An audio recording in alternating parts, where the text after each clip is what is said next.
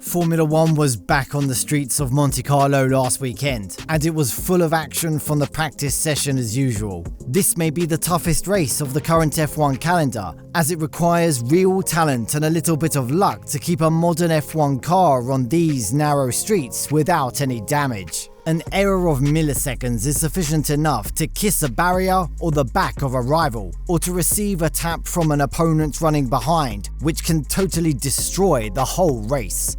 Same as last year, the Monaco Grand Prix was also affected by the bad weather conditions, and it was a full test package for drivers. Only a few were able to survive without any issues, as we saw many taps and slides in every place of the pack throughout the race. Through this video, we are going to discuss how things unfolded during this race weekend. But before we proceed, hit the subscribe button and smash the bell icon for more exciting updates. The qualifying session was full of unexpected incidents, and the biggest heartbreak of the session was experienced by Sergio Perez as he crashed out in Q1 at Saint-Devote. Perez was the race winner of the 2022 Monaco GP, and this was a huge blow to his championship hopes as he had to start the race from the back of the grid. We know that qualifying matters in this race, as overtaking in Monte Carlo is a little bit difficult. Alongside Sergio Perez, Logan Sargent, Kevin Magnussen, Nico Hülkenberg and Zhou Guanyu also missed the opportunity of getting qualified into Q2. In Q2, Lando Norris beat his teammate Oscar Piastri to the 10th position by a gap of milliseconds, and Piastri was not lucky enough for Q3. Nick de Vries, who was also given a deadline by the Red Bull management to improve his performance, was also not lucky enough to get into Q3. Behind de Vries, Albon, Stroll and Bottas set their best time, and none of them were strong enough for Q3. On the first run of Q3, Alonso beat Ferrari duo Sainz and Leclerc by a gap of milliseconds to the pole. Verstappen, who wasn't able to set a good time in the first attempt, responded well in his next one to reclaim the pole position. But Ocon hit the best time of the qualifying, claiming the pole position. Then Alonso beat that time by a margin of milliseconds. But no one had more talent than Verstappen, who was in his fine form, and he beat all those times to the pole position. Alonso was followed by Leclerc, Ocon and Sainz to complete the top 5 positions of the starting grid. The best times of the Mercedes pair were strong enough only for P6 and P8 of the qualifying, and they were separated by Gasly. Tsunoda and Norris held the last top 10 positions of the starting grid.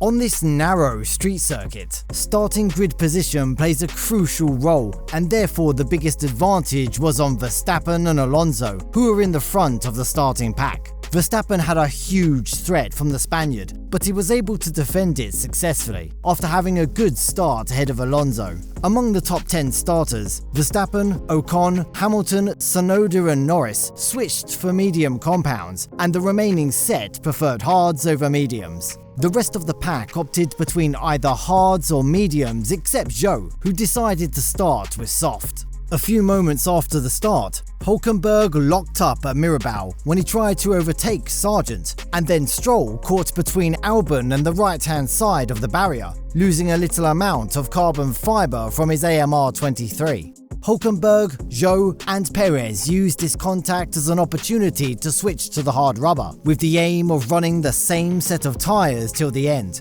Hülkenberg was given a 5-second time penalty for the unsafe move against Sargent. Ocon was running third, and he was closely followed by Sainz, Hamilton and Leclerc. Sainz tapped the rear of Ocon at the exit of the tunnel, and this damaged his front wing, causing it to lose in the following lap.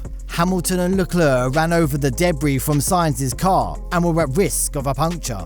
Alonso had a doubt about a potential puncture in his AMR23, but his pit wall quickly reassured Alonso that he was out of a puncture risk. After pitting a new nose, Sainz rejoined the track, and he was shown a black and white flag as the warning for his unsafe drive. An official warning about possible rain at lap 35 was given to Norris by his pit wall. Hamilton switched from his medium to hard at lap 32, and Ocon followed the same technique. In the meantime, Perez and Stroll, who were running at the tail of the pack, brushed their tyres against each other. This incident derailed the one-stop strategy of Perez, and he had to make a journey through Red Bull box to take a new front wing. At that moment, Verstappen wanted to make a pit stop to switch for a new set of rubber, but his pit wall warned him about the risk of losing the race lead to Alonso. So, the Dutchman stayed away from the pit lane, respecting the data from the pit wall. The rain arrived at the circuit in lap 40, somewhat later than expected. The middle sector of the track was slippery as usual. Red and yellow flags were waved by the marshals to warn drivers about track conditions. Bottas and Stroll were the only drivers who decided to go for intermediate after the first drops of rain kissed the track. The other 18 drivers decided to remain out of the pits till the last moment as the rain intensified. Alonso took a surprising decision at lap 54 by switching from hard to medium instead of intermediate, which better suits the slippery track conditions. He was followed by several drivers into the pits, but all switched to intermediates, opening a question about Alonso's radical decision. Verstappen tapped a wall at Portier en route, but he managed the situation successfully without causing much damage to his challenger or track position. Before switching to intermediates, Sainz experienced a big slide at Mirabao, causing him to lose several track positions. All the drivers except Magnussen went for intermediates or wet, as tyres with grooves offered more traction than hards and mediums on these slippery streets of Monte Carlo. But Magnussen experienced a little journey to the barriers at Les Rascailles and an off-track drive at Saint-Devote, and he decided to switch immediately to wet like Hülkenberg and Perez. Russell was given a 5-second time penalty for the unsafe rejoining to the track. Stroll crashed into the barriers at the hairpin during the latter part of the race and decided to retire before the race ends. Perez, who was unlucky throughout the Monaco race weekend, was hit by Russell, and the further experienced a wild slide through the swimming pool chicane before tapping the barriers at the exit. Hülkenberg, who didn't serve the previous 5-second time penalty properly, was handed over another 10-second time penalty. Meanwhile, Verstappen extended his lead against Alonso up to 30 seconds when he crossed the finish line. Alonso crossed the line behind him, recording his best finish of the season. Ocon, who was third in qualifying, was able to secure that position till the end of the race, scoring the first podium for Alpine in 2023. He was followed by Mercedes duo Hamilton and Russell, and then Leclerc. Gasly sandwiched between the Ferrari pair as Sainz crossed the line as 7th. Both the McLaren drivers, Norris and Piastri, scored points in this race by reserving the last 2-point finishes. That's how the race in Monte Carlo unfolded, offering the chance for Red Bull to record their 6th consecutive victory of the season. However, Sergio's championship hopes were hampered after this bad race weekend, and his teammate extended the championship lead by 39 points. How do you rate the 2023 Monaco Grand Prix?